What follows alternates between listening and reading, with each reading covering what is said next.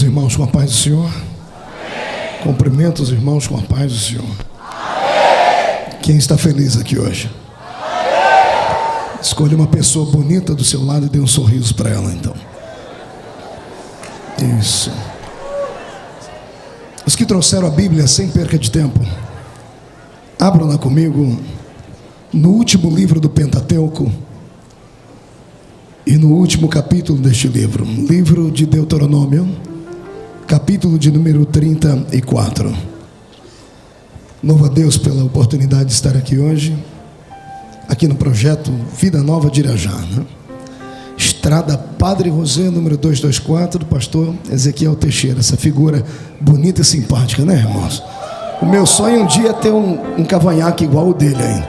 Mas para você que assiste aí pela TV, por DVD, ou ouvir essa mensagem através do CD, eu quero que se lembre que nós estamos em um tempo de avivamento. Tempo de avivamento. Deuteronômio 34. Quem encontrou, diga amém. Se alguém não encontrou, diga misericórdia. Está procurando na Bíblia, tem certeza? É o 5º livro da Bíblia. Dei o endereço para você. O último livro do Pentateuco.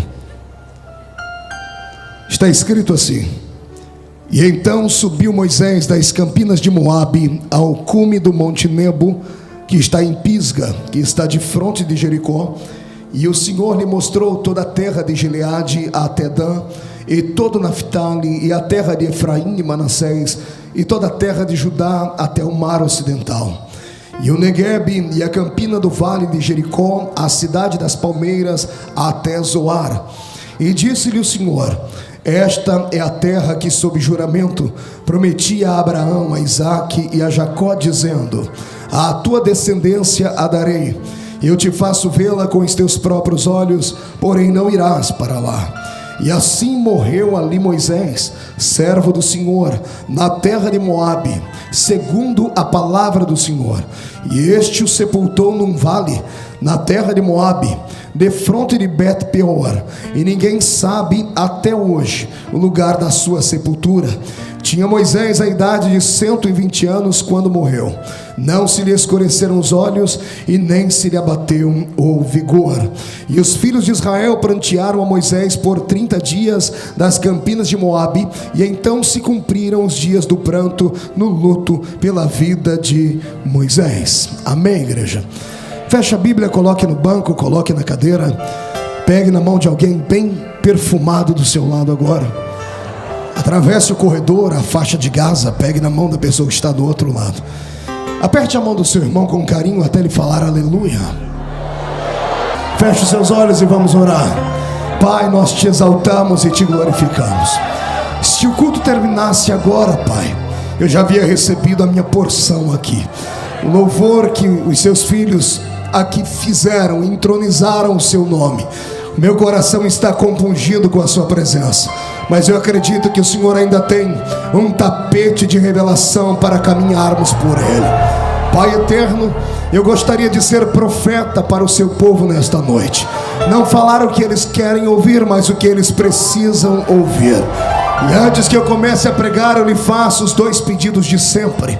O primeiro é que ao redor desta grande igreja, num raio de 5 quilômetros, onde houver um demônio alojado, um espírito desincorporado, eu dou a esses espíritos 5 segundos para desaparecerem daqui.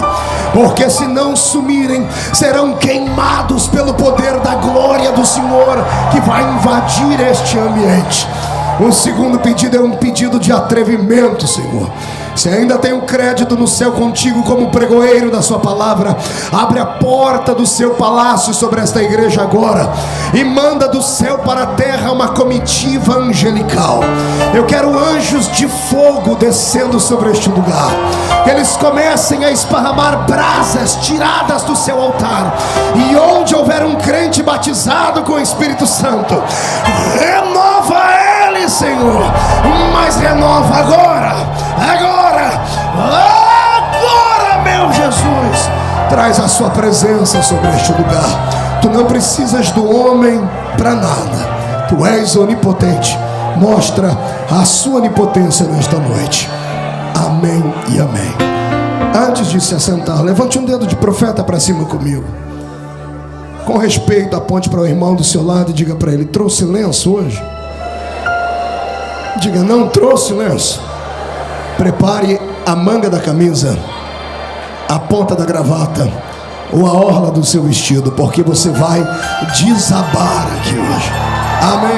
Quem crê nisso, aplauda o Rei Jesus e tome o seu assento, glorificando a Deus.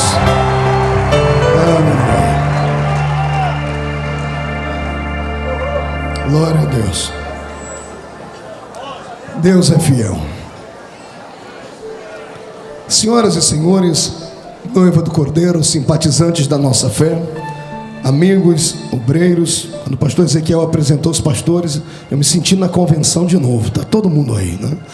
Deus tem uma palavra que vai nos tirar hoje do limbo, que vai nos colocar de pé e que vai nos fazer sair daqui hoje com tanta unção e autoridade que algumas pessoas, se não se controlarem, vão acabar perdendo o rumo da sua casa nessa noite aqui.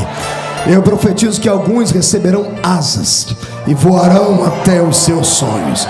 Só quem acredita nesse pregador maluco aqui, dê um grito de glória, mas daquele pro inferno inteiro. É a segunda reunião que prego hoje e essa deve ser a reunião de número 290 e qualquer coisa esse ano. Pregamos quase todos os dias e às vezes 2, 3 vezes por dia.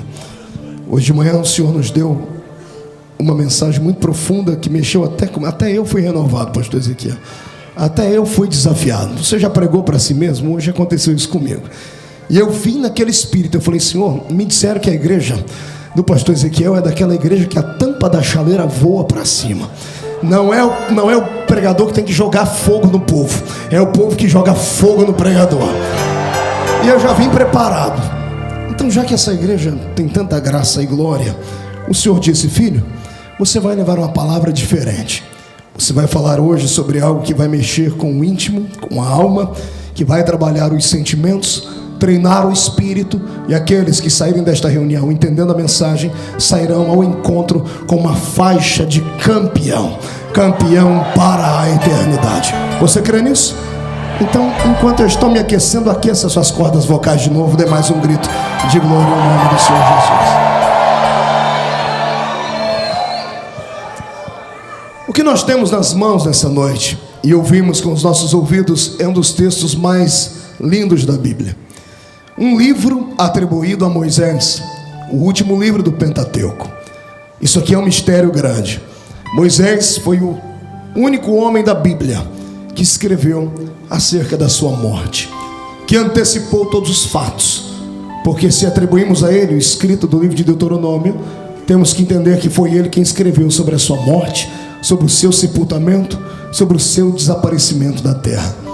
A história desse homem acaba se confundindo com muitas histórias que estão aqui hoje reunidas. A vida de Moisés é no mínimo um marco, é no mínimo uma história interessante.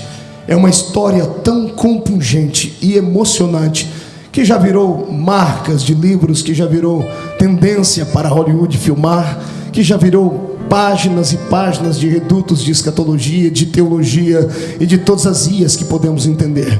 Moisés foi um homem diferente e diferenciado. O Senhor o escolheu. Ele nasceu num tempo de derrota, num tempo em que a nação completava 430 anos de aprisionamento na terra do Egito. Detalhe: quando entraram naquela terra, não entraram pela janela, não burlaram as leis, não entraram lá sem ter um visto de convite. Eles entraram na terra do Egito a convite. Entraram ali a convite de um faraó que se sentiu agradecido porque houve a interferência de Deus através da vida de um certo José. Não José do Egito, como pregamos, mas José no Egito. Um rapaz que, mesmo ouvindo o silêncio de Deus, se é que você pode entender esse paradoxo, ouvindo o silêncio de Deus por 2 anos dentro de uma prisão, não ousou negar a sua fé. E quando foi indagado acerca se tinha ou não autoridade para revelar um sonho, ele atribuiu a Deus o poder de trazer à existência aquilo que não existia.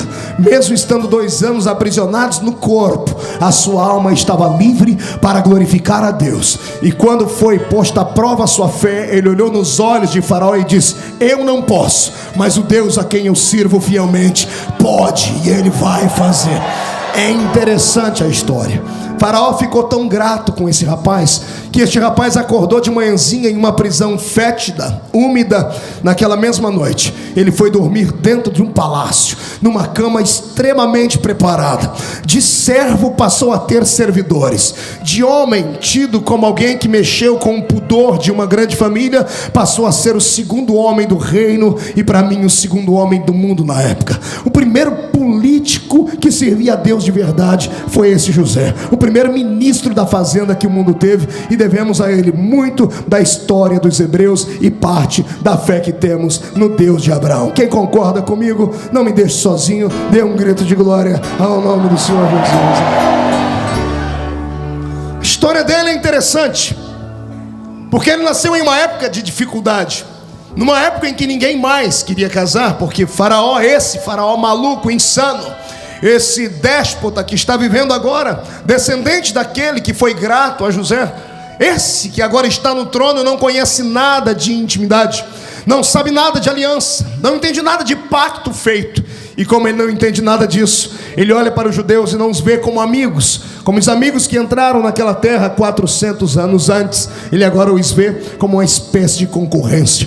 O povo estava agigantado. Quando entraram naquela terra, eram poucas dezenas, agora eram quase 3 milhões de habitantes. 2.710.000 pessoas era a nação que estava entre os egípcios. Esse faraó ficou tão maluco que arrancou deles as suas bênçãos, as suas benesses. Quando entraram naquela terra, o faraó, que era amigo de José centenas de anos antes, disse: escolham a melhor parte da terra, desfrutem do que há de melhor na terra, comam daquilo que há de melhor na minha mesa e bebam do melhor que há na minha mesa, que é o meu vinho. 430 anos depois, eles não moram em casas de alvenaria, eles estão morando em tendas feitas pelas suas mãos, cozidas através de peles de animais, através de panos. Eles não vivem, eles estão tentando sobreviver, estão vegetando. Não comiam mais carne assada e nem as comidas apreciadas pelos egípcios. A sua comida agora era limitada a pepino e cebola e alhos. Não bebiam mais os vinhos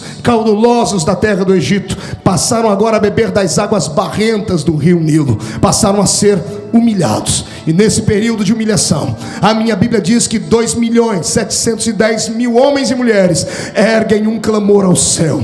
E se Deus escuta a oração de um justo, pense em 3 milhões de pessoas dizendo: não nascemos para ser escravos, queremos a terra prometida, temos a promessa do Deus de Abraão. E isso foi movendo o coração de Deus, e foi movendo o coração de Deus. E Deus é um ser que tem dificuldade em falar conosco em palavras gigantescas, e sempre pode perceber que tudo que Deus fala é sempre curto e pequenino. O Senhor passa mais tempo em silêncio do que falando. E um dia eu questionei a Ele e falei: Senhor, por que o Senhor demora tanto para falar, e quando fala tão pouco? O Senhor disse: porque eu sou Deus. Eu não sou como o homem que fala pelo ímpeto do momento. Eu não sou como o homem que fala pelos cotovelos, que fala uma coisa sentado e não sustenta essa coisa de pé. Eu sou Deus, eu sou alienado à minha palavra. O que eu falo eu sou obrigado a cumprir, por isso falo pouco, mas o que eu falo eu faço, o que eu prometo eu cumpro. Quando eu resolvo falar, não tem braço que faça a minha voz voltar atrás. E antes que eu termine esta sentença, eu faço uma pergunta: há alguém aqui que tem uma promessa de Deus em vigência que ainda não se realizou? Alguém que tem mais de uma promessa? Levante as duas mãos. Eu profetizo que o tempo do jejum, do silêncio de Deus termina nessa noite. O que Ele prometeu vai acontecer. Quem acredita nisso, dê um prato de vitória para o inferno inteiro.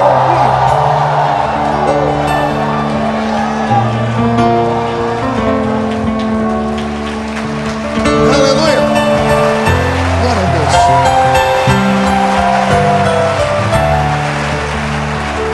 Glória a Deus. Eu sou igual carro-álcool, viu? É difícil pegar, mas depois que pega a gente vai embora. Nesse tempo de clamor, o Senhor olha na terra e procura entre as 12 tribos de Israel uma tribo que tivesse coragem para ir contra o pensamento de Faraó, que havia decretado agora uma lei marcial dizendo: os judeus não vão mais prosperar na terra. Se nascer um filho homem, vai ter que morrer. Como nenhum judeu queria ter filha mulher, porque para eles isso era uma espécie de peso da mão de Deus. Quem conhece o Velho Testamento sabe que o Velho Testamento é extremamente machista, e o valor de uma mulher entre os hebreus equivalia à condição dela gerar filhos ou não. Se a mulher gerasse filhos, ela tinha um valor. Se ela não gerasse filhos, ela era amaldiçoada. Se gerasse filhos, tinha que ser homem, porque se nascesse um homenzinho, ela era aplaudida pelo marido. Se nascesse uma filha mulher, ela era quase que rejeitada. Você conhece a doutrina que está escrito no livro de Levítico para eles.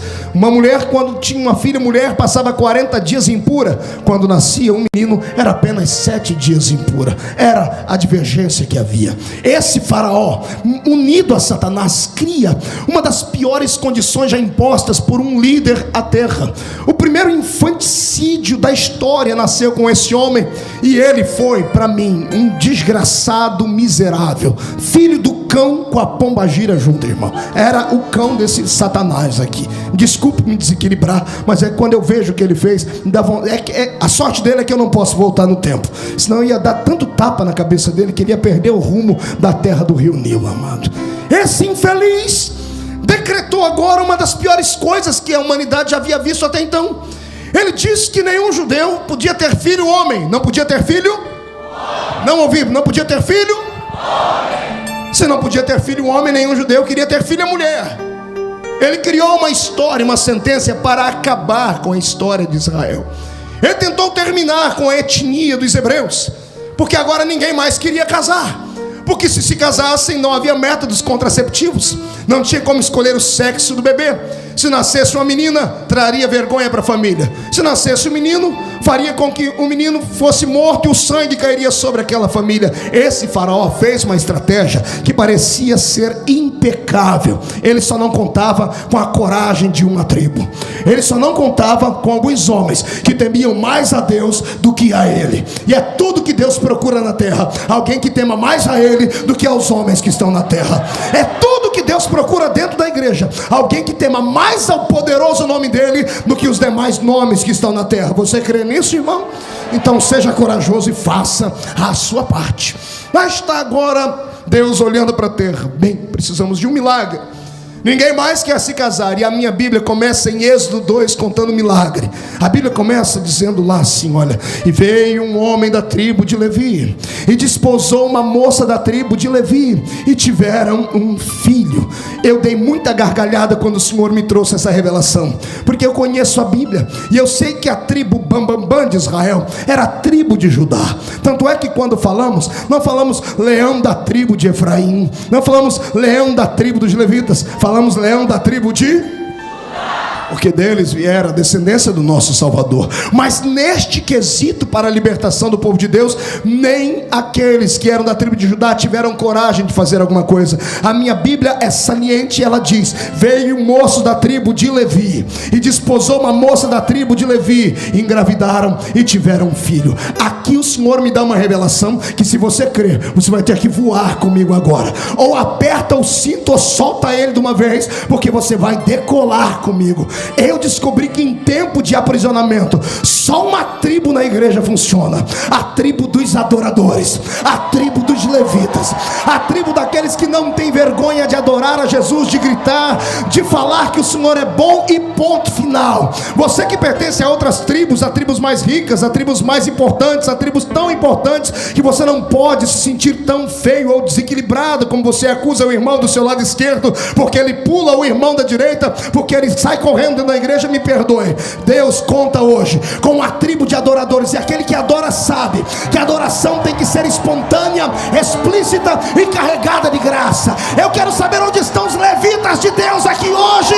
Então tire o pé do chão para adorar.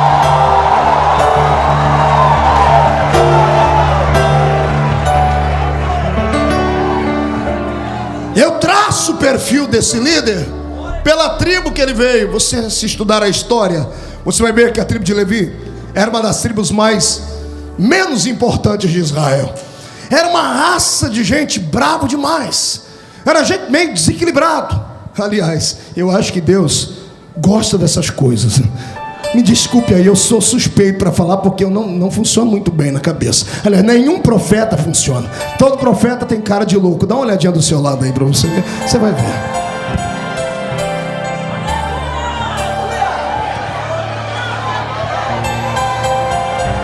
Oh, glória!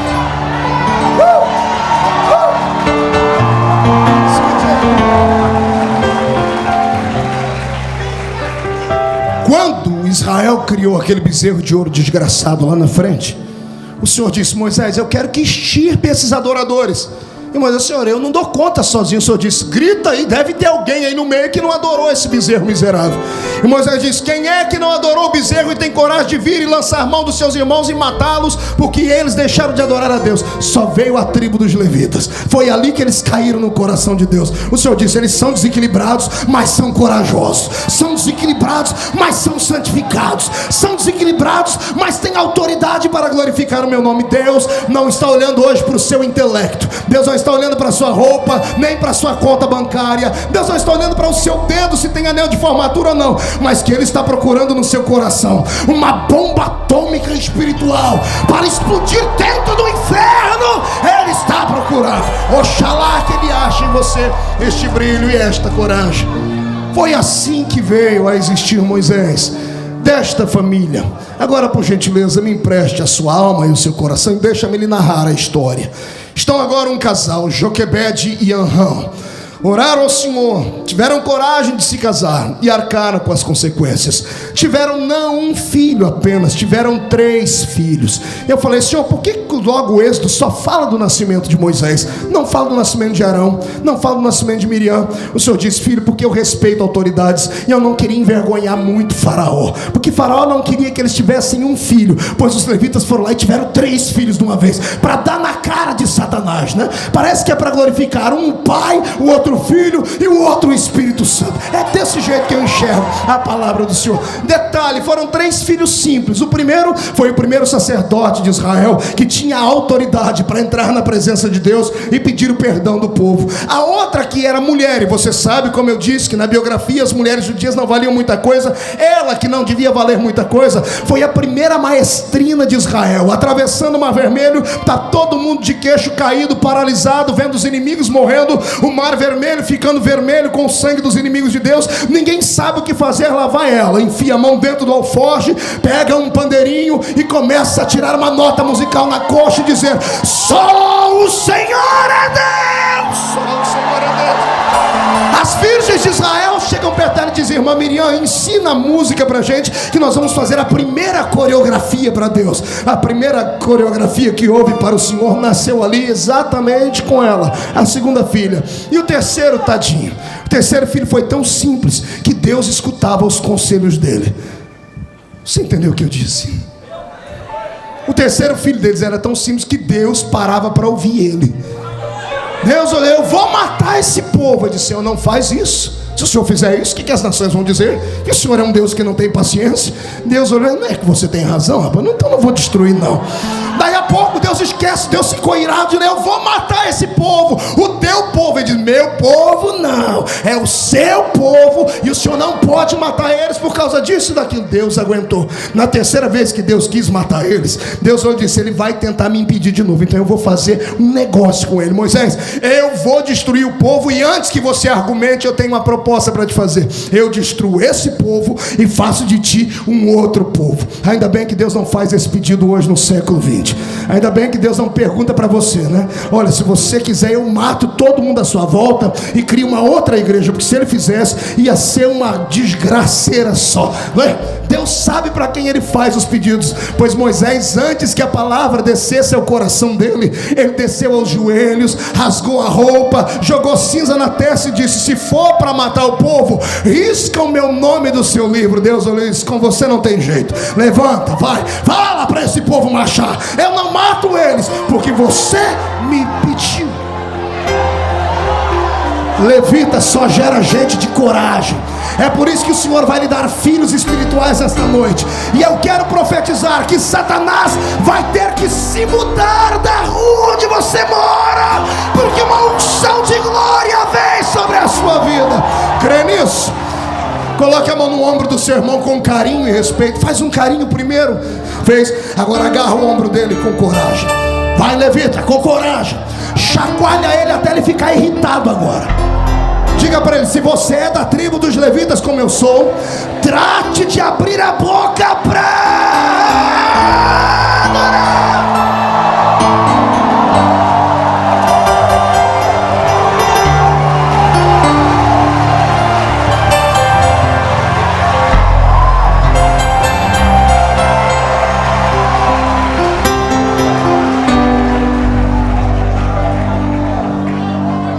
Joquebede está grávida.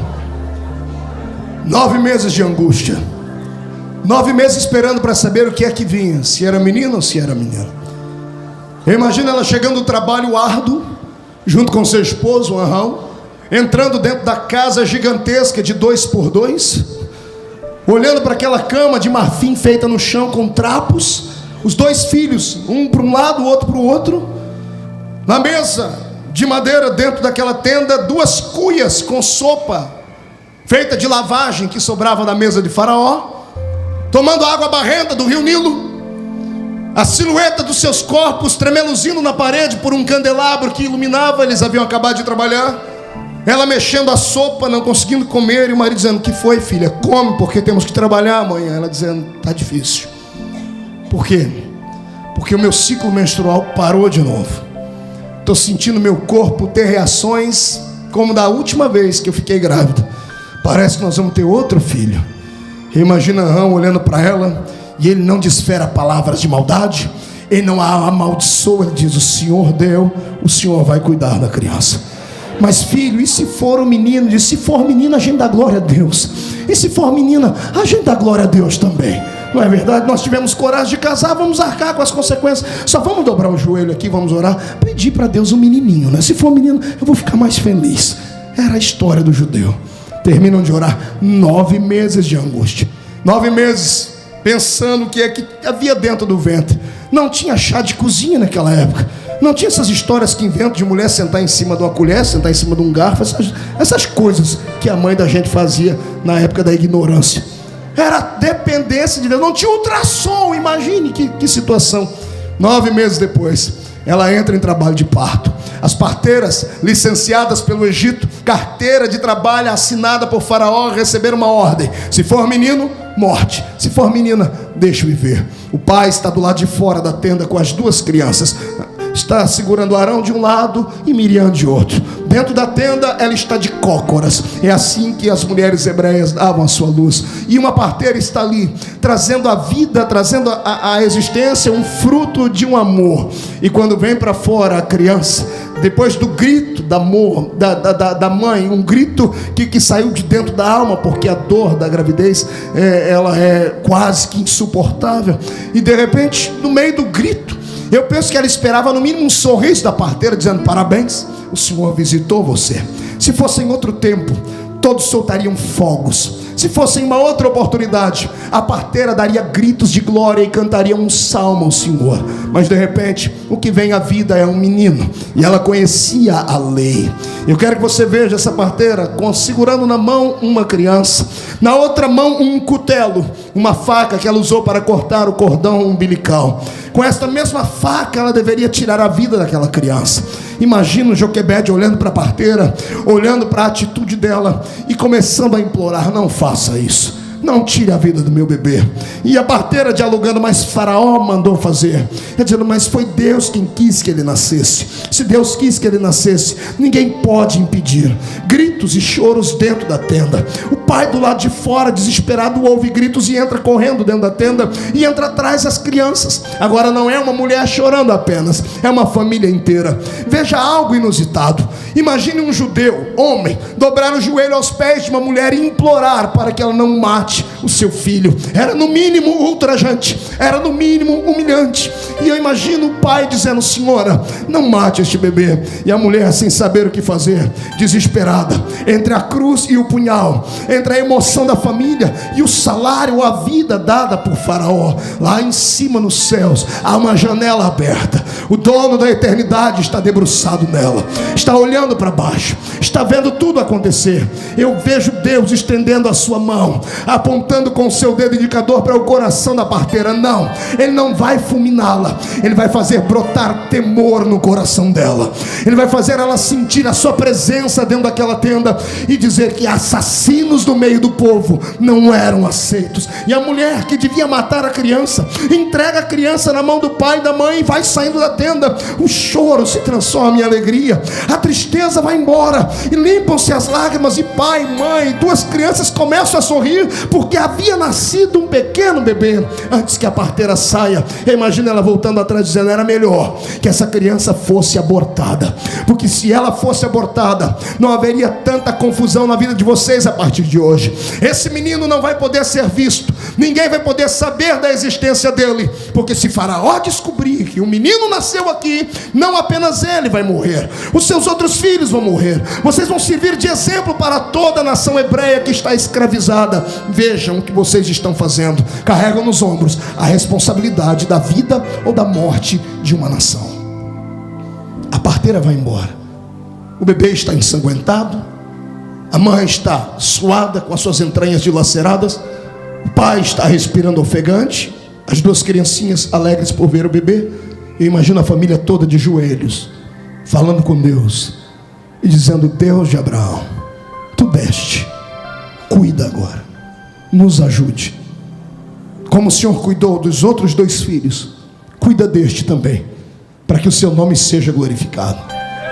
Eu penso no pai levantando a bebê para cima e dizendo: Senhor, não é mais meu, é teu.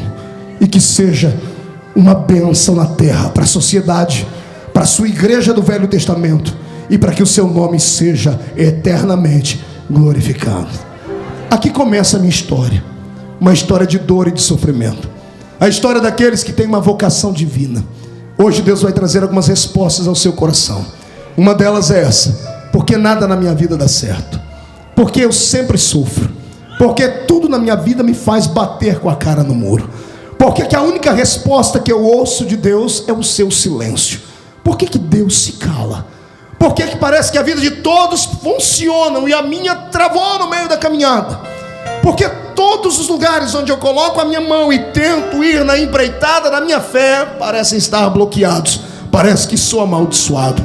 Eu venho hoje no nome do Senhor dizer exatamente o contrário. Só sofre na casa de Deus e na causa de Deus aquele que nasceu para uma missão especial. Só sofre, sente dores e carrega cicatrizes no corpo homens e mulheres que são dignos de serem aplaudidos nessa noite, porque nasceram para mudar a sua geração. Você não sabe perto de quem você está sentado. Não é só um corpinho bonito, é uma mulher que acabou de pintar o seu cabelo de louro. Não é apenas uma senhorita parecendo a Barbie e nem um garoto parecendo uma espécie de Brad Pitt. Não, você não está sentado apenas perto de um homem de cor, ou de uma pessoa que mora na favela, no morro, ou que mora num grande arranha-céu. Você está sentado perto de um sonho de Deus, perto de um projeto da eternidade. Esse homem e essa mulher que estão aí do seu lado hoje, que só tem chorado e carregado cicatrizes nos ombros, daqui a alguns dias, daqui a algumas semanas, daqui a alguns meses, trarão tanto orgulho para esta igreja, trarão tanto orgulho para o reino de Deus, que você vai abrir a primeira página do jornal O Globo do Rio de Janeiro e vai ver a cara dele estampado lá. Carioca passa dentro de um supermercado, a sombra toca um homem que estava sentado numa cadeira de rodas, e o paralítico levanta e anda, e o nome de Jesus é glorificado. Você vai ver a cara dessa pessoa, ainda vai ver a página estampada nos jornais, não na televisão agora, no Jornal Nacional. Membro daquela igreja em Irajá, do projeto Vida Nova, lá da igreja que tem cara de leão, faz um projeto de lei que abençoa o estado do Rio de Janeiro, que abençoa o país chamado Brasil, que propaga isso para onde. Eu não duvido que o Senhor pode levantar alguém aqui para ser indicado ao Prêmio Nobel da Paz. Eu creio no que prego, e se você crê no que ouve, rasgue o peito e adora.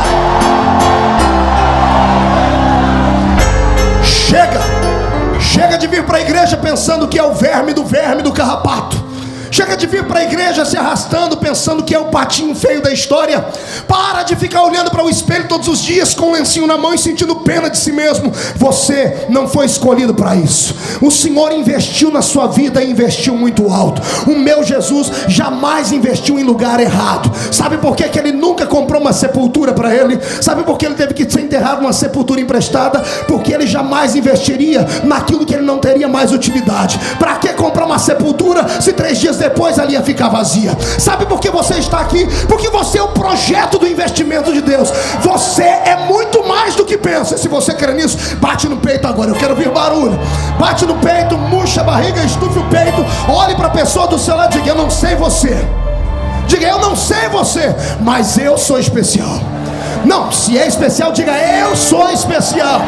Diga para o seu irmão: você ainda vai ouvir falar muito da minha vida e da minha história.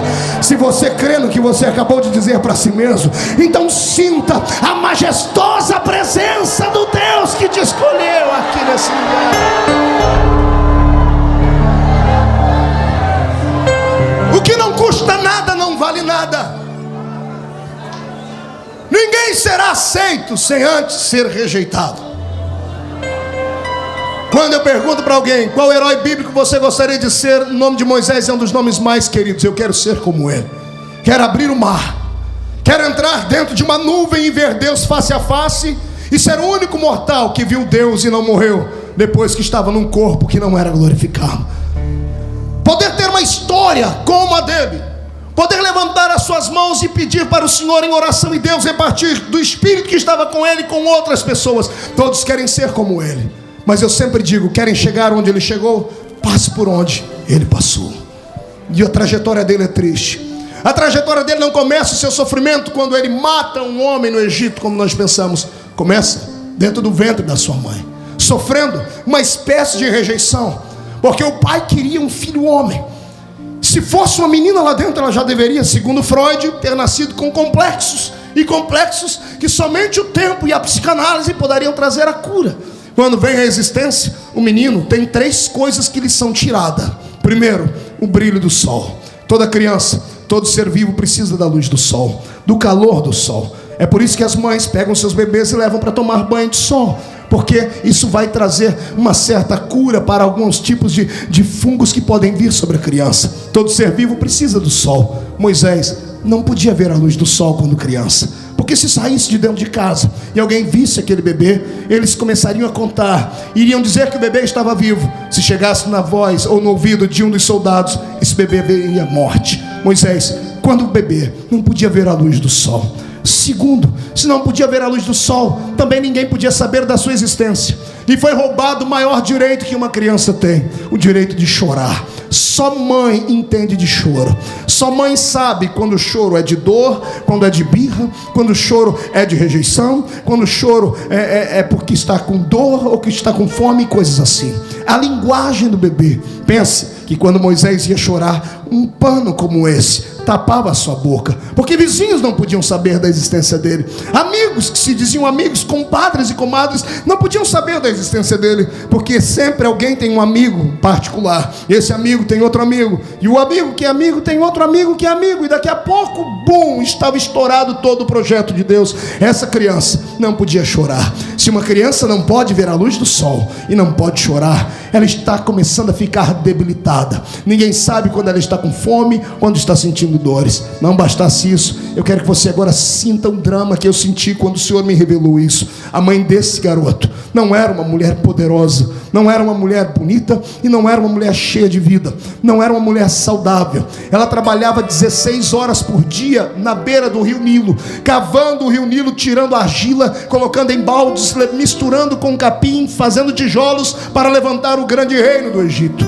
Essa mulher tinha sua pele queimada pelo sol, desgastada pela vida. Não bastasse isso, não podia tomar leite, não bebiam mais vinho. Você lembra da comida que eu disse que eles comiam? Pepino, cebola e alho e a água barrenta do rio Nilo. Comiam aquilo que sobrava da mesa de Faraó, a lavagem todos os dias. Se uma mulher que não tem alimento para si, como vai alimentar o seu bebê?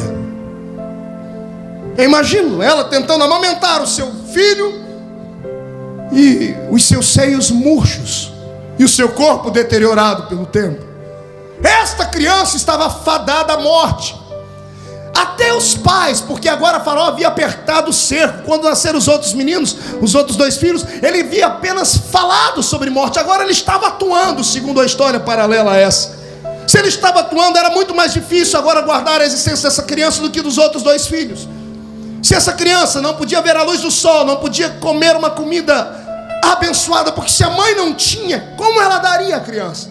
Se não podia ver a luz do sol, nem a família acreditaria que ele sobreviveria, porque ele tem 3 meses de idade. Quantos meses? E nem a mãe nem o pai colocam nome nele. Onde você já viu isso? Uma mãe e um pai terem um filho e não escolherem um nome para dar a ele. Por que não dar o nome a um filho?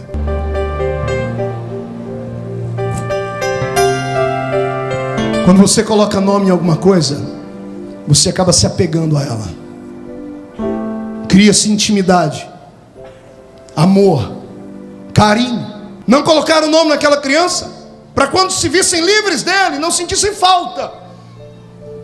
3 meses depois, a família esperava a morte do bebê. Era isso que eu creio que iria acontecer.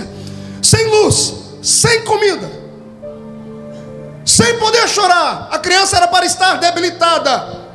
3 meses depois, o Senhor a surpreende.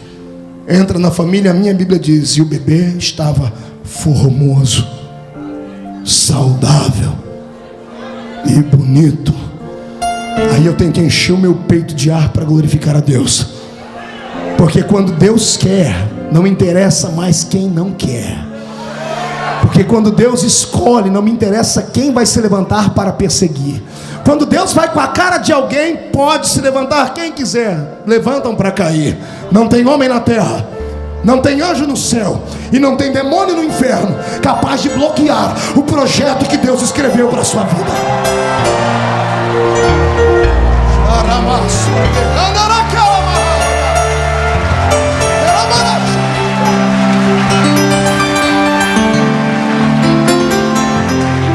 Pastor, a história é bela, mas ninguém nunca me deixou sem chorar. Ninguém nunca ficou sem me dar comida, pastor. Eu não carrego sequelas e traumas porque eu não vi o brilho do sol. A história é bonita, mas não tem nada a ver com a minha vida. Será que não? Você nunca teve aquelas reuniões de família que cá para nós são intragáveis, onde começam a falar do passado, e a mamãe olha para você hoje, robusta e bela, e diz assim: você não sabe como você nasceu. Foi colocada numa caixinha de sapato desse tamanho. Quantas pneumonias duplas? Como foi aquele quase do carro que lhe atropelou? A queda dentro de uma cisterna? Qual foi a doença mesmo que lhe agravou e você foi uma criança difícil de crescer como as outras? Nasceu de 5 meses, como é que foi a história? Pastor, o que o senhor quer dizer com isso? Eu quero dizer algo que alguém nunca lhe disse. O diabo não sabe o futuro, mas ele não precisa saber o futuro para ver quando Deus está agindo. Quando o diabo olhou para os olhos de Deus e viu a sua mãe grávida, ele viu Deus brilhar. Quando ele percebeu que Deus olhou diferente para sua mãe, ele veio contra você. Tem gente que perseguiu desde a infância. Tem pessoas que carregam sequelas na sua alma desde o ventre da mãe. E ao invés de fazerem disso um trampolim para crescerem, fazem disso uma sepultura para caírem lá dentro. Pois eu venho hoje em nome de Jesus lhe dizer que os seus sofrimentos não serão vergonha no livro da sua história. Pelo contrário, eles vão te dar uma força, um empurrão tão grande hoje, que os demônios que te olhavam de cima para baixo até hoje te humilhando, se quiserem te enxergar amanhã, vão ter que comprar um par de binóculos, porque você vai estar voando nas asas das águias. Você nasceu para ser grande. Se você acredita nisso, eu quero ouvir você gritar até ficar rouco agora. Vai lá!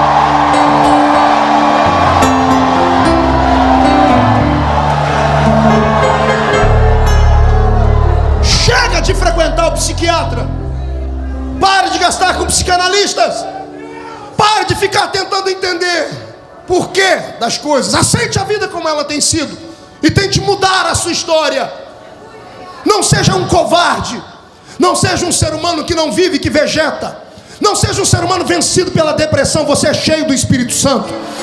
Eu li sobre a depressão em um site americano. A maior autoridade sobre esse assunto diz assim: a depressão é um estado de espírito, é uma doença na alma. Se é uma doença na alma, pode tomar todos os remédios que forem. Esses remédios vão mexer apenas na sua adrenalina, vão lhe colocar de pé ou lhe fazer dormir, mas depois, quando passar, a dor vai permanecer. Você é cheio do Espírito Santo. Como pode um crente cheio do Espírito Santo ficar deprimido? Eu ordeno que esses espíritos que te prendem arrumem as malas e caiam fora da sua existência a partir de agora. Ah, pastor Marco, o senhor não sabe da minha história. Pare de se lamentar, ou coisa ruim. Pare de ficar olhando de vir para a igreja e procurar aqueles profetas de plantão, já com o lencinho na mão, ficar na frente do púlpito assim, esperando uma palavra revelada. Você anda com um caderninho no bolso, tem o telefone de 800 mil profetas, fica ligando para isso toda hora. Irmão, o que Deus tem para mim falar? Deus tem para te falar que você, para você tomar vergonha na cara e se levantar do chão, porque você não foi feito para cair. Derrota não é coisa de cristão. A Thalita cantou aqui. Ah, Jesus. Ah, pastor, o senhor fala isso porque o senhor é um rapaz bonito. Obrigado. O senhor se veste bem. Muito obrigado. Mas quem vê cara não vê passado. Eu tinha todos os motivos do mundo para ser pior do que você 1 milhão de vezes. Nasci de uma família tão torta que só o carpinteiro de Nazaré para endireitar ela, pastor. Minha mãe, com 15 anos de idade, aprendeu uma profissão macabra. Ela era fazedora de anjos. Sabe o que é isso? No interior, lá onde eu nasci, na Vila Tatu. Não ria, por favor. Eu falei para não rir. Ela abortava bebês. Ela aprendeu essa profissão porque ficou órfã. Foi morar com uma mulher que fazia isso. Mamãe tinha no currículo dela a morte de mais de 150 crianças. De filhas de empresários, de filhas de políticos a filhas de prostitutas. Ela tinha todo o equipamento. E quando eu tinha meus 5, 6 anos de idade, por descuido dela, ela deixou a porta do guarda-roupa aberta e eu vi toda a parafernália. Era de fazer qualquer homem que faz filme de terror ficar arrepiado. De arame, agulhas de tricô, ervas, remédios e coisas mais, para provocar aborto.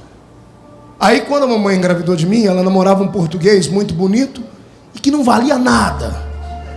Era o meu velho pai. Eu acho que eu herdei a minha beleza dele. Olhos azuis, 1,80 m, só no tamanho que não funcionou, mas... E ele disse para ela: se esse menino nascer, eu largo de você porque eu tenho família.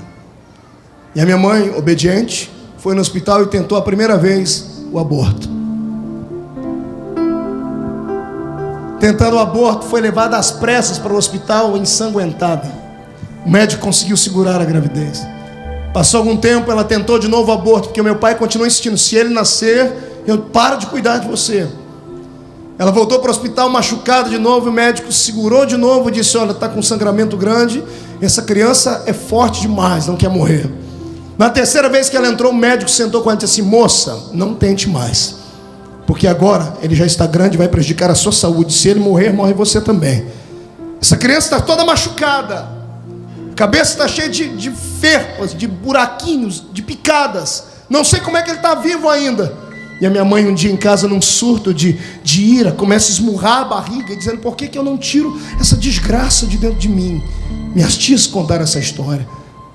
E minhas tias, que não eram crentes, e não precisa ser crente para saber quando o milagre está em andamento, disseram para ela: se ele não morre, é porque alguém lá em cima não quer que ele morra. Nasci, fui 8, 9 meses dentro de uma estufa, todo machucado. Eu era garoto, tinha os meus 7 anos de idade, e eu ganhei um presente, uma caixinha de engraxar sapato. É o meu troféu, tenho ela no meu escritório até hoje lá. Uma caixinha de engraxar sapato. Ela era tão grande e pesada quando eu era garoto, e hoje ela mal cabe no meu ombro.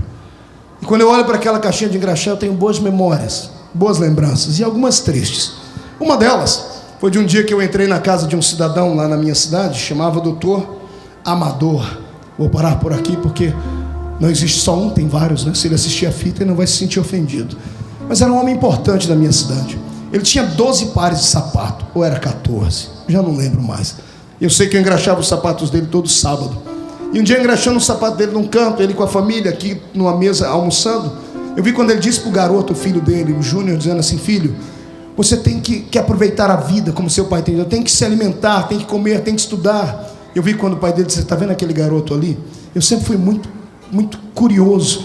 Meu olhinho estava ali olhando na caixinha de engraxar sapato, mas as minhas anteninhas estavam ligadas sempre. Estava captando tudo que estava acontecendo ao redor. E aquele homem disse para o filho dele: está vendo aquele garoto? Não tem pai. Do meu RG eu trago até hoje o nome do pai, 2 risquinhos. O famoso filho bastardo. Só tem o nome da mãe. Ele disse: está vendo aquele garoto? Não tem pai. Sabe qual é o futuro dele? O futuro dele é ser um trombadinha. Ele mora aqui em cima em 2 cômodos, em 12 pessoas. Era assim que a gente morava. Era uma tribulação, pastor Ezequiel, de noite. Tinha vezes que eu acordava e ia coçar minha perna. Eu gritava: mãe, eu estou coçando e não estou sentindo a minha perna. E a minha tia gritava: você está coçando a minha perna. Era tristeza. A gente era tão pobre que panela e pinico era tudo a mesma coisa pra gente. Você ri porque não era você. Ô tristeza. Ai Jesus, cada lembrança. E eu me lembro que ele disse aquelas palavras, disse que eu seria um trombadinho. Aquilo entrou dentro do meu peito e eu quase explodi em choro. Eu terminei de engraxar os sapatos, fui para casa, esperei minha mãe chegar do trabalho. Minha mãe trabalhava de doméstica e o restante da família na roça, na lavoura. Quando minha mãe chegou, eu disse: mamãe, eu vou ser trombadinha quando eu crescer. Minha mãe não sabe ler nem escrever até hoje. Ela olhou para mim e disse: por que você está perguntando isso? E eu comecei a chorar. Disse: porque o doutor que eu engraxo o sapato disse para o filho dele que eu vou ser trombadinha quando eu crescer. E minha mãe olhou para mim, levantou meu queixo e falou: pare de chorar, moleque, pare de chorar. Eu disse: mas mãe, ele disse que eu vou ser. Minha mãe disse: você vai ser aquilo que você quiser ser. A escolha é sua. Eu vou tentar te estudar até onde eu puder. Vou tentar fazer de você um homem digno. A escolha é sua. É você quem sabe o que você vai ser. É você quem vai traçar a sua história. Se você quiser ser o que ele disse, você será. Mas se você quiser ser um homem importante, você será um homem importante. E minha mãe estava certa. Tem 3 anos que eu vou contar. Eu estava no aeroporto de Ribeirão Preto, bem vestido, usando a minha pastinha. Chegou um cidadão de cabelos brancos perto de mim: eu lhe conheço de algum lugar. Eu falei: não me lembro do senhor. Ele disse: você mora onde? Eu disse: em Orlândia. Ele disse: eu sou de lá. Eu disse: qual é o nome do senhor? Ele disse: Amador. Eu olhei nos olhos dele e disse: doutor Amador, eu lembro do senhor. Você é filho de quem? Qual doutor lá da cidade é seu pai? Eu falei: nenhum doutor. Ele olhou para mim: você me conhece como? Eu disse: eu engraxava os seus pares de sapato. Eu era aquele garoto. Ele olhou para mim e disse assim: o que aconteceu com você? Você é vendedor? Eu disse: muito mais que vendedor. Segura as palmas. Ele olhou assim: o que você virou? Você virou político, com todo respeito? Eu disse: sou um pouquinho a mais do que eles. Você é empresário? Eu disse: meu pai é dono de tudo que o senhor já imaginou na vida. Eu disse: o que? Sua mãe casou de novo? Eu disse: não, eu fui adotado por Deus. Eu disse: eu sou um ministro do Evangelho de nosso Senhor e Salvador Jesus Cristo.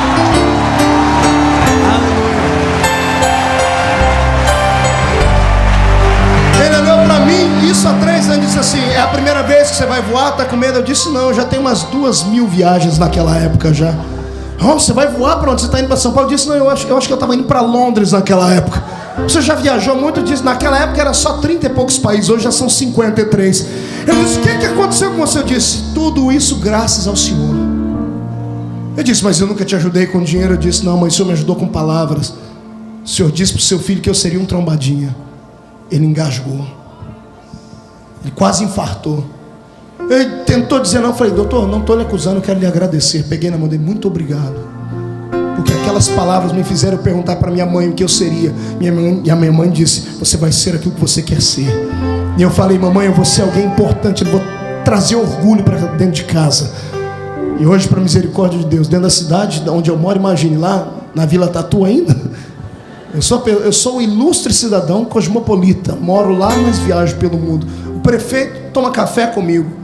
O deputado da região me liga toda semana para ir orar com ele. O maior empresário da cidade me liga para pedir conselhos acerca de finanças. Por quê? Porque Deus tinha um projeto na minha vida.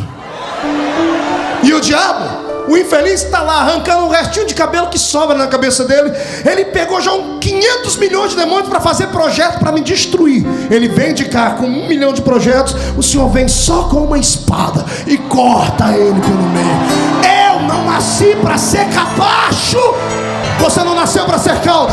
O Senhor te fez para ser cabeça. Eu profetizo que o Senhor vai te dar tanto força, tanta glória nesta noite, que você vai voltar para casa cheio, mas tão cheio que quem encostar em você vai receber a mesma unção que está sobre a sua vida. Você acredita nisso? Olhe para o irmão do céu e diga para ele: pelo amor de Deus, entenda a mensagem e saia de dentro da caverna agora para adorar.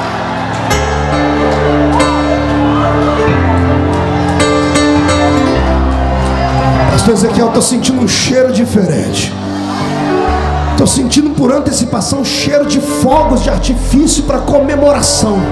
Esse será o melhor Natal da sua vida. Esse será o melhor final de ano da sua história. Janeiro vai começar com tanta graça, com tanta glória. Você não vai ter que pedir mais nada emprestado para ninguém. Vai ter até para emprestar. Eu profetizo que todos os demônios que mandavam na rua da sua casa, vai anotando o nome deles: Zé Pilintra, Zé Pilantra, Exu Caveira, Tranca-Rua, Preto Velho, Nega Velha. Os que forem inteligentes não vão se mudar da rua da sua casa, vão se mudar do estado do Rio de Janeiro, porque não vão suportar a glória que estará em ti.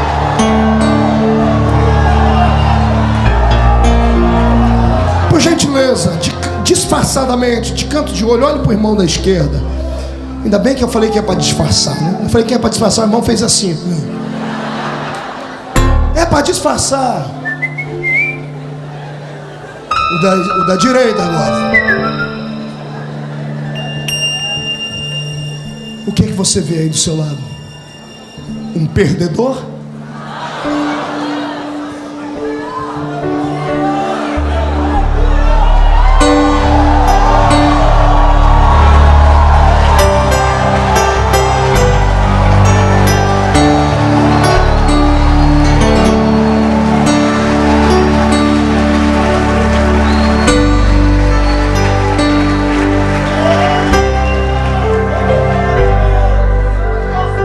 Já estou terminando, viu? Mas quanto tempo eu tenho, pastor? Fale isso não, porque eu sou problemático com o microfone. Eu vou até meia-noite aqui.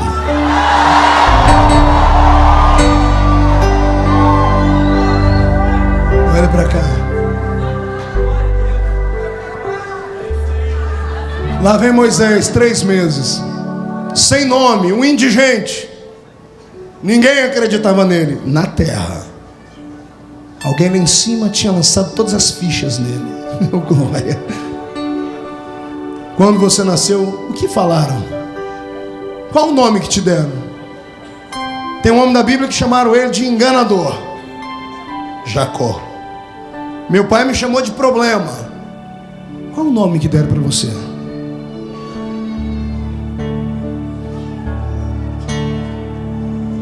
Esqueça tudo que falaram sobre você. Pastor, me chamaram de Jacó. Fique tranquilo, qualquer dia desse Deus vem te contar qual é seu nome de verdade. Nem que seja no Val de Jaboque, você coxo do aperto. Ele vai olhar para você e vai dizer: seu nome não é Jacó, você não é enganador, você é príncipe, é Israel. Você nasceu para brilhar. Pastor, e aí? Pastor, aí jogaram ele dentro das águas do rio Nilo. Como naquela época não tinha celular, Satanás tinha um outro método de comunicação, porque o diabo não é onipresente, não pode estar em todo lugar ao mesmo tempo. Então as informações que ele tem são truncadas e não é celular, é via demonecular. É um demônio, vai falando para o outro no telefone sem fio. Imagina a notícia chegando lá onde ele está, pastor Ezequiel: olha, escapou um. E ele está onde? Está nas águas do rio. Mas vocês são trouxas mesmo. Ele está dentro das águas do rio Nilo. Vai lá, agita as águas. Ei. Se o diabo não respeitou Jesus na polpa do barco, dormindo, ele ia respeitar um bebezinho desse tamanhozinho. Mostra o tamanho do bebê para o seu irmão. Desse tamanhozinho. Fale para ele, desse tamanhozinho. Eu li um livro um dia desse, a história de Moisés, escrito por um filho do cão, que ele tentou ajudar Deus a fazer um milagre. Ele disse que Miriam amarrou uma linha no cestinho de Moisés e ficou na beira do rio. Coisa ruim. Meu Deus, precisa de ajuda de alguém para fazer milagre. Essa aqui não é a quarta do milagre. Você já sabe, Deus é mestre em milagres. Ele cria situações milagrosas, entende? O menino está dentro do rio Nilo. Imagina os demônios vindo, soprando, e vento de cá e vento de lá, ondas batendo no cestinho. Olha dentro do cestinho, tem uma criancinha lá dormindo, e estivesse acordada chupando o dedo, ou gritando, bué! Pentecostal de berço já, né? Ou minha mãe dizia, contos de mãe, que criança quando está paradinha no berço ou na cama, ela fica brincando. A minha mãe disse que os anjos vinham brincar com a gente. Então imagine lá Moisés brincando, dadá, gugu, e Deus lá de cima, dadá, gugu. Imagina os anjos dizendo, o pai enlouqueceu, brincando. A criança está para morrer, ele está dizendo dadá, gugu. Eu imagino, vocês não sabem quem é aquele ali, ó. Esse é o problema das criaturas. Eles só veem o presente. Deus olhava para ele e não via o bebê. Deus via ele com a mão levantada, aberta, e o mar vermelho aberto, e o povo atravessando. Deus via ele dar de dedo na cara de Faraó e falar, deixa o povo ir, ou você vai se ver com o poder do Deus que me vocacionou. Deus olhava para ele e enxergava o futuro. É isso que faz Deus te suportar, crente. Por que você acha que você não morreu ainda? Por que você acha que Deus não te destruiu ainda? Você já viu como você é chato? É cri-cri de galocha. Você dá azia em sorrisal. E por que você ainda fica aqui dentro? É porque Deus vê o futuro. Ele fala, hoje eu suporto aqui, mas lá na frente vai me dar um lucro violento. Está entendendo? Você vai dar lucro para o reino de Deus. Pega essa palavra profética, enche o peito e dá mais um grito.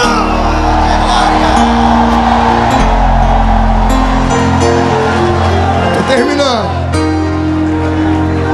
Os demônios sopram, bate, tempestade. Eu imagino tudo acontecendo lá. Ondas.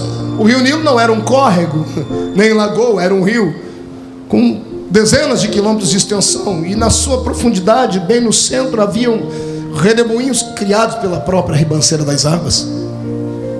Imagina demônios tentando de tudo, dizendo, não dá para matar esse moleque, o cesto não vira. Por que não vira? Aí o Senhor abrindo os olhos dos demônios, e lá cuidando do bebê, um anjinho halterofilista, uma espécie de Arnold Schwarzenegger, um Rambo, uma espadinha na mão, só afiando ela. O que vocês querem? Esse bebê não. Alguém lá em cima diz que é um grande homem. Nele só toca se passar por cima de mim. Sabia que as águas do rio Nilo eram cheias de leviatãs? Levi o quê? Não fui renovado, irmão, não fui renovado. Leviatãs era o nome dado aos crocodilos. Crocodilos eram um jacarezinho de 3 metros de comprimento, a boquinha aberta, engolia um homem em fase adulta. Se os demônios entrarem em porcos, você imagina os demônios entrando nos crocodilos. Imagina 2 crocodilos endemoniados. Eu posso conjecturar. E lá vem eles com a bocarra aberta para engolir o cesto. Quando chega a 1 metro do cesto, a bocarra faz assim, ó. Crocodilos endemoniados conversando entre os dentes, um olhando para dizendo assim, o que aconteceu? Que a nossa boca fechou. O outro dizendo, olha o tamanho da mão que está segurando. Onde é que você acha que o anjo que fechou a boca do leão fez um estágio antes? O anjo que fechou a boca do leão fecha a boca de urso, fecha a boca de crocodilo, fecha a boca de Satanás, fecha a boca do inferno. Você não nasceu para morrer, você é imortal. Você é imortal até que se cumpra na sua vida todas as promessas de Deus. Se alguém tem promessa de Deus ainda, faz mais um barulhinho só para alegrar o coração.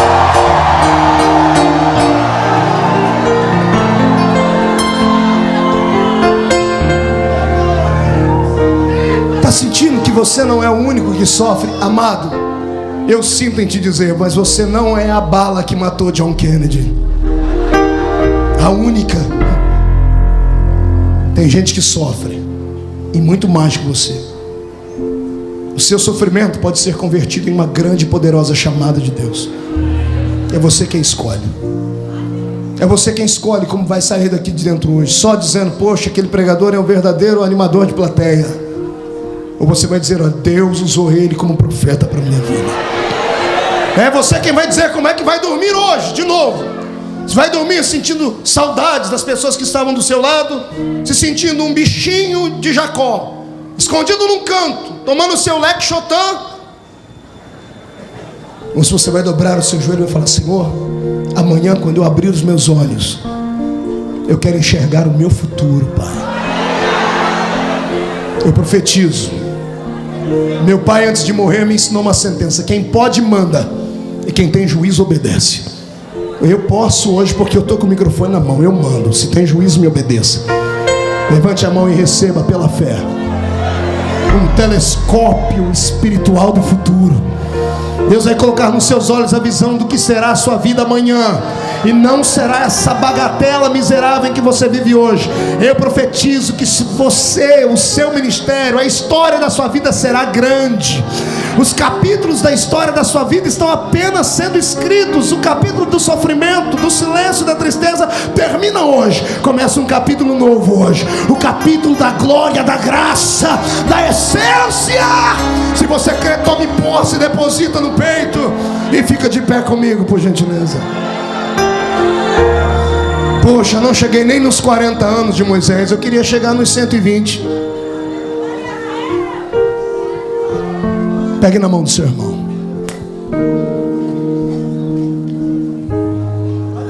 Toque nele. Touch him.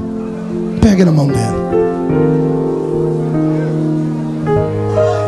Eu conheço uma pessoa pelo toque da mão dela. Essa pessoa que está segurando na sua mão, só assim, encostadinha com os dedos, assim, com a mão boba, só aí ela já mostra toda a insegurança que ela tem na vida. Então, por favor, segure firme na mão do seu irmão. Quem é o diabo para se meter com você depois de hoje? Quem é Satanás para tentar ditar alguma coisa para a sua vida? Você não é comum. Você não está aqui só de passagem. Você não veio à terra para encher linguiça. Você não veio para ficar fazendo parte dos descamisados e dos favelados espirituais da vida. Deus tem um projeto sobre a sua existência, e eu quero estar de pé para aplaudir o que Deus vai fazer na sua vida daqui a alguns anos. A diferença entre os que fracassam e os que têm vitória está na escolha, em uma atitude, em aproveitar uma oportunidade. Agarre a sua hoje. E você que não tem nome, que é indigente, que não teve leite materno para te sustentar direito, que não teve sol, que não teve uma família com coragem para colocar um nome em você, que foi jogado nas águas dos rios, será adotado hoje. E será adotada por filha de rei. Você que dormia no chão junto com os outros e ninguém acreditava na sua vida, hoje à noite vai dormir dentro de um palácio. Você que não tinha nome vai receber nome de poder em Moisés. Qual é o nome que eu disse? Segura a onda aí. Moisés significa tirado das águas. Águas na Bíblia tem um monte de significados, e um deles é luta. Um deles é morte. Jesus pisando sobre as águas, Jesus pisando sobre os demônios e a morte. Você vai ser tirado da morte hoje. O Senhor vai te tirar do seu sofrimento e das lutas. Vai receber um nome que vai ser conhecido na história. E daqui a alguns anos alguém vai contar a sua história num púlpito como esse aqui. Eu te vejo de frente, eu olho para você e te vejo brilhar. Resplandece, crente. O Senhor te fez para vencer.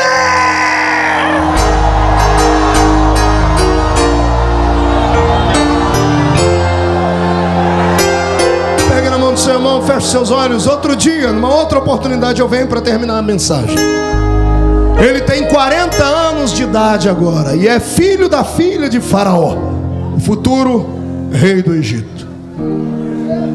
Olha a vida de dentro do palácio. E por mais opulência que esta vida lhe dava, e por mais riqueza que ele tinha, uma pergunta sempre batia no peito dele. Um vazio sempre tomava conta dele. Enquanto o projeto de Deus não se cumprir na sua vida, esse sentimento de incapacidade, essa tristeza, esse nojo que você tem do trabalho, vai persistir. Pode ter a riqueza que for, você não é comum. Persiga os seus sonhos, mas deixe Deus me revelar a você os sonhos dele. O sonho de Deus é maior e melhor do que o seu. Posso ouvir um grito de glória a Deus? Solte a mão do seu irmão por um momento, feche os olhos. Eu vou fazer um convite, pastor Ezequiel. Posso?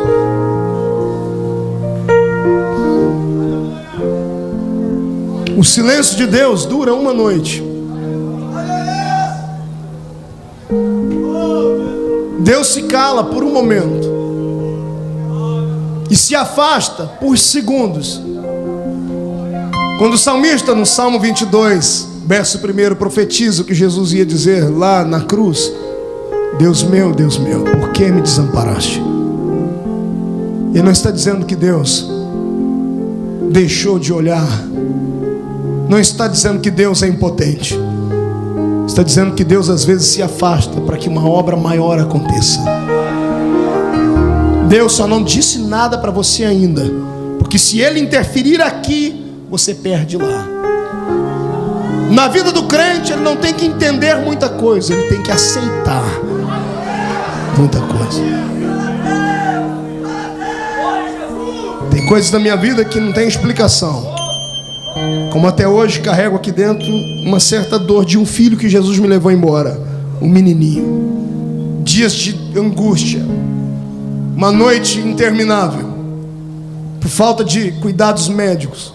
Minha mulher, ao 8º mês de gravidez, perde o nosso filhinho, um machinho, um hominho, Feliciano Júnior. O menino era pentecostal, pastor Ezequiel. Eu botava a mão na barriga, ele dava cada chute, cada pontapé. Eu falei, esse vai envergar tudo. O quartinho está pronto, pintado de azul. Os irmãos do Rio Grande do Sul, donos de uma fábrica, estão mandando todo o enxoval do bebê. E alguém lá em cima, sem perguntar se podia, sem pedir licença, sem mandar um telegrama avisando, sem mandar um e-mail, sem usar um profeta, chega e leva o bebê embora. Aí vem a dúvida, aí vem a dor, aí vem a solidão. Você acha que sofre? Você não é o único, faz parte da história. É Paulo, no momento de angústia, dizendo assim: nós não somos apenas uma vida, nós somos um espetáculo diante dos homens e diante dos anjos. E o melhor espetáculo que tem é o espetáculo circense, onde às vezes nós parecemos palhaços. O palhaço é uma figura interessante. Sabe como nasceu a pintura dos palhaços? Nasceu dentro da Idade Média, dentro de um castelo, quando tinha um bobo da corte. O rei precisava rir e o bobo tinha que fazer palhaçada, mas o bobo tinha acabado de perder o pai. E para não chegar triste diante do rei, ele pintou um sorriso nos lábios. Ele chorava por dentro, mas quem olhava para ele, ele estava sorrindo. Assim é a nossa vida.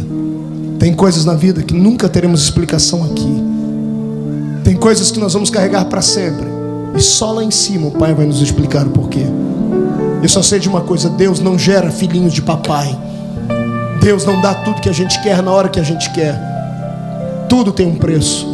A única coisa de graça que temos na igreja é a salvação, o que foi paga por Jesus. O resto custa, e custa muito caro. A unção de Deus custa muito caro. Dor faz parte do processo. Sofrimento é uma matéria apenas da grande faculdade da vida. Quem não está apto a sofrer, quem não está apto a passar pelos vales, jamais subirá aos montes. Quem não está disposto a enfrentar os reveses da vida, que se mate, que dê um tiro no ouvido, se enforque, e será lembrado para sempre como um covarde. Agora, se você tiver coragem de encarar a sua vida e de peito aberto, viver o dia seguinte, você verá para ver o Senhor Deus lá na frente explicar: filho, aquela tempestade era só um copinho de água. Feche seus olhos. Quando a sua fé é posta em prova e o Senhor te deixa sozinho, Ele está testando seus limites. De tudo que eu passei na vida, a morte do meu filho foi a coisa que mais me abalou. 2 da manhã, eu dentro do carro, a minha esposa agarrada na barriga, o médico dizendo: olha, o bebê morreu por falta de cuidados, nós não tínhamos mais plano de saúde. Eu dirigindo o carro, ela tirando a mão do volante, botando na barriga dela, dizendo assim: você não é homem de Deus, ora para Deus ressuscitar o seu filho. Eu já tinha fitas de vídeo com paralíticos andando, pessoas vomitando cânceres no ministério que o Senhor me deu. Já tinha sinais e maravilhas. Eu parei o carro, botei a mão na barriga dela, eu pedi a Deus para trazer o bebê de volta. Sabe como Deus me respondeu? Assim, ó.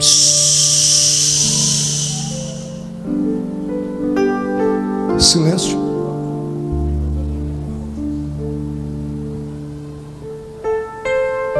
Aguenta, crente. Suporta, Moisés. Porque a obra que Deus tem na sua vida é muito grande. O tamanho da sua prova, multiplique por 1000, é o tamanho do que Deus tem na sua vida. Aguenta. Está caído, vem se arrastando, mas não para. Não dá o gostinho de Satanás dizer assim: destruí mais um, paralisei mais um. Não. Se levanta, sacode a poeira, aguenta a dor no peito e vem, encara a vida. E você terá um nome na história. Deus não me deu aquele filho, mas Ele me deu um ministério que naquele dia, com aquela história, já ressuscitou 1 milhão de outros filhos, de pessoas que estavam mortas. Às vezes o sacrifício vem para uma obra maior e mais nobre. É por isso que Deus está te provando. Não, Ele não te abandonou, Ele só está em silêncio. E como Ele é invisível, a gente não sabe onde Ele está, mas Ele está mais perto do que você pensa. E nessa noite, pastor, eu profetizo que Ele vai descer da nuvem, vai se aproximar de você, vai sussurrar no seu ouvido dizendo assim: aguenta o tranco, não dá brecha para Satanás, porque eu vou te levantar na terra com autoridade. O tempo da vitória está chegando. Feche seus olhos. Eu quero aqui na frente só gente que sabe que está passando pelo vale, dores, sofre desde a infância, nada na vida dá certo, já pensou em parar, já pensou em abandonar, já pensou em suicídio. Pastor, mas é vergonha, todo mundo vai saber da minha vida. Não estou nem aí para o que os outros vão pensar. Eu quero você aqui na frente, porque o seu compromisso é com o Pai. Seu compromisso é com Deus e ponto final. Não fique com medo da luta, irmão. O Deus que eu sirvo, Ele manda te dizer: são muitas as dificuldades, mas a vitória vai chegar. Use a sua fé, não deixe de clamar. Deus te chamou para sua obra, fale o que Ele mandou falar. Venha. O teu compromisso é com o Pai, Com o Pai, com o Pai. o teu compromisso é com o Pai, com o Pai, com o Pai. O teu compromisso é com o Pai, com o Pai. Aleluia! O teu compromisso é com o Pai, com o Pai, com o Pai. Pegue na mão do seu irmão. Pegue na mão do seu irmão aí atrás. Não, na mão não, pegue no braço dele.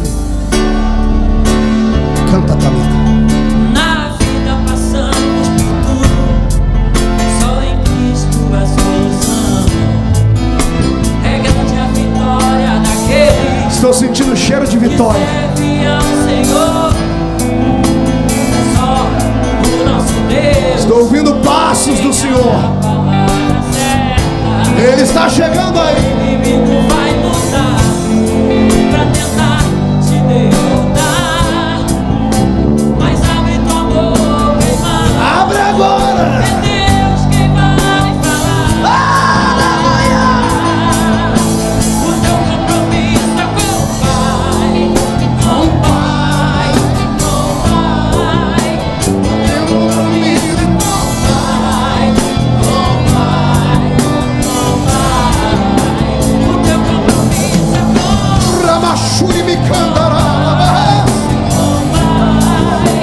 Enche esse lugar com a sua glória agora, Senhor.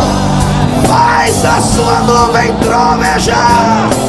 Agora, agora, já.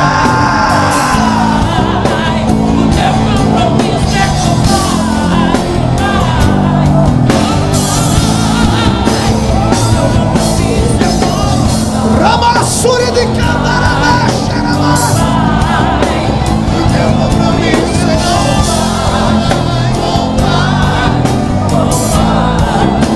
na vida passamos por tudo, só em Cristo a solução. É grande a vitória daquele que serve ao Senhor.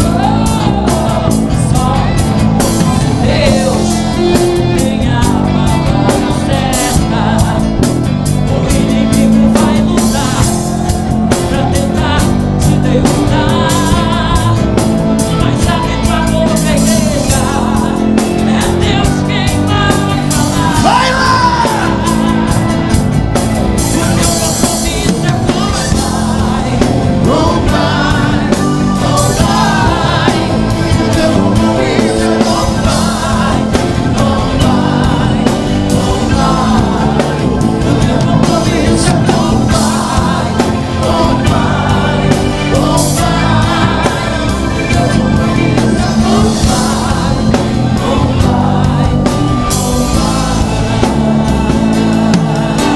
Senhor, essas vidas que estão na frente. Eis aqui os Moisés. Eis aqui os guerreiros. Eis aqui os libertadores. Eis aqui os levitas que vão voltar para casa cheios da sua glória. Lá no meio permaneceram, ó Pai, aqueles que já têm a plena convicção da sua chamada. Lá atrás, Senhor, estão os guerreiros imbatíveis da sua obra. Eu quero que o Senhor derrame sobre eles agora uma unção de proteção tão forte, que eles comecem a encandecer. Eu quero que correntes sejam quebradas, portas sejam abertas. Eu profetizo, ó Pai, que toda arma forjada contra eles não prosperarão. Se levantarem 11.000 demônios contra eles, 1.000 cairão ao seu lado, 10.000 à sua direita, mas eles não serão atingidos. Solte a mão do seu irmão, levante as duas mãos para cima, chacoalhe elas. Estou terminando. Chacoalhe. Escolha uma pessoa, olhe para ela nos olhos e chacoalhe a mão sobre ela. Diga para ele assim: olha as minhas mãos. Está vendo isso? Símbolo de liberdade. Hoje eu tenho unção da libertação nas minhas mãos. Pai, coloca uma brasa de fogo nessas mãos agora. Uma brasa de unção agora. Eu quero que você abrace o irmão e profetiza sobre ele que ele nasceu para a vitória.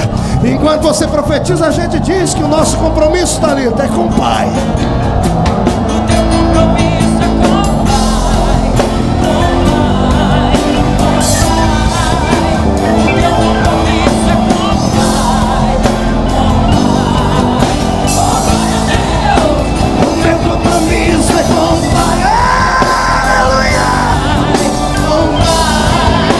O teu compromisso é com o Pai. O teu compromisso é com o Pai. O teu compromisso é com o Pai. Para terminar, mão direita para cima. Diga comigo em alto e bom som: todos os demônios que provocam depressão, complexos de inferioridade, que destruíram os meus sentimentos, que roubaram os meus sonhos, eu ordeno agora, para a palma da minha mão, fecha sua mão. Fecha sua mão com autoridade, levante ela. Eu invoco a palavra profética de Jesus em Lucas 10:19. Eu vos dei poder para pisar sobre serpentes e escorpiões, sobre todo o poder do maligno. Eu conto até 3, no 3 você joga no chão e pisa em cima. 1. Começa uma nova história hoje, porque Deus não vai ficar mais calado. 1,5, a sua família será revestida da autoridade. 2, a sua igreja será reavivada. 2,5, e seus sonhos serão realidade. 3, jogue no chão, pise em cima.